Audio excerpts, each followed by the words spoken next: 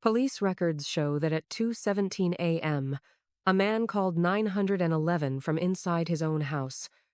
He whispered only one sentence. "He's standing behind the bedroom door, and he's been here before." The operator asked him to lock himself inside. The man replied, "I can't. This house doesn't have a lock anymore." The call disconnected. When police arrived 7 minutes later, they found the front door locked from the inside, no signs of forced entry, and no one inside the house. But this was not the first time this address appeared in police records, and it wouldn't be the last. This case comes from Oak Ridge County, Pennsylvania, a quiet suburban area where nothing unusual ever happened. No gangs. No violent crime history. Just long roads, old trees, and houses built in the 1982. The house at 117 Willow Creek Lane belonged to a man named Daniel Harper, age 34. Daniel worked as a night IT technician for a hospital. He lived alone. No criminal history. No enemies. No mental health complaints on record. To everyone, Daniel was normal. But police records show something strange. In 6 months, Daniel called 911 5 times. Every call was made between 2 a.m. and 2:30 a.m. And every time, he reported the same thing. "Someone is inside my house." The first call happened on March 12th, 2023, 2:09 a.m.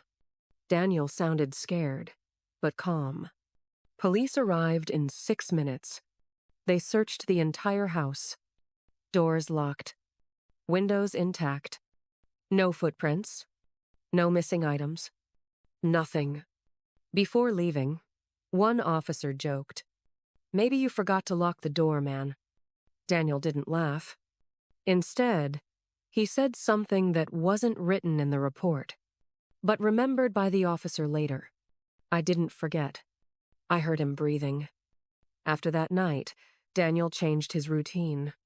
He installed 3 security cameras, motion sensors, new locks. He started sleeping with his bedroom door closed. For 2 weeks, nothing happened. Then, on March 28th, at 2:21 a.m., the second 911 call came in.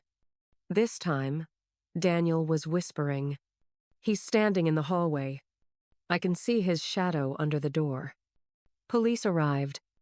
Again, nothing. But this time, something new appeared in the report. Resident appears extremely sleep-deprived. Eyes bloodshot. Hands shaking. The officers suggested Daniel see a doctor. Daniel replied, "Doctors don't check hallways." On April 5th, Daniel called police again. But this time, he had proof. He told the operator, "I have it on camera." When police arrived, Daniel showed them the footage from 2:17 a.m.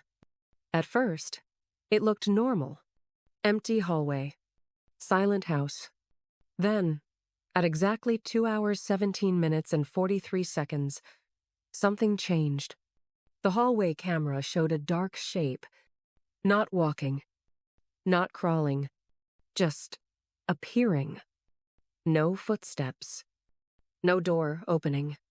Just a tall shadow at the end of the hall. One officer later said, "It looked like someone forgot to finish loading into reality." The footage glitched for 3 seconds. Then the shadow was gone. The official explanation? Camera malfunction. The unofficial reaction? The officers stopped joking. Police started checking old records of the house. That's when they found something buried. In 1997, the house belonged to a man named Robert Keene. Robert also lived alone. Robert also worked night shifts. And Robert also made multiple 911 calls reporting an intruder. His last call? He's not leaving anymore. Robert Keene was found dead in the house 3 days later.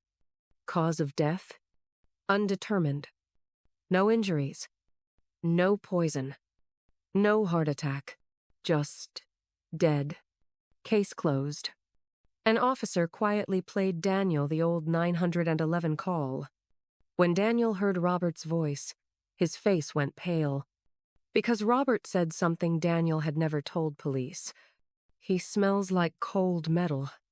Daniel whispered, "That's exactly what I smell." On May 2nd, Daniel made his fifth and final call. Time, 2:17 a.m. This is the call that starts the story. Police logs show the call lasted 7 seconds. At second 32, a second voice appears on the line. Low. Slow. Not Daniel. The transcript notes. Unidentified male voice breathing. Police arrived. The house was locked. No Daniel. No signs of struggle. But something was found in the bedroom. On the inside of the door, scratch marks. Not from the outside. From the inside. 3 weeks later, Daniel's car was found parked 2 miles away. Inside the trunk? Nothing. But on the driver's seat, a note, handwritten. It read, "He only comes at 2:17. If you stay awake, you see him. If you sleep, you become him." Police closed the case as a missing person. But the house wasn't empty. The house was sold. New family. New life.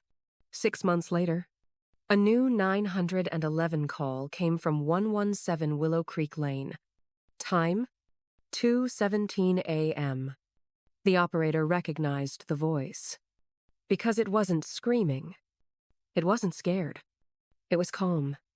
And it said, "There's someone in my house.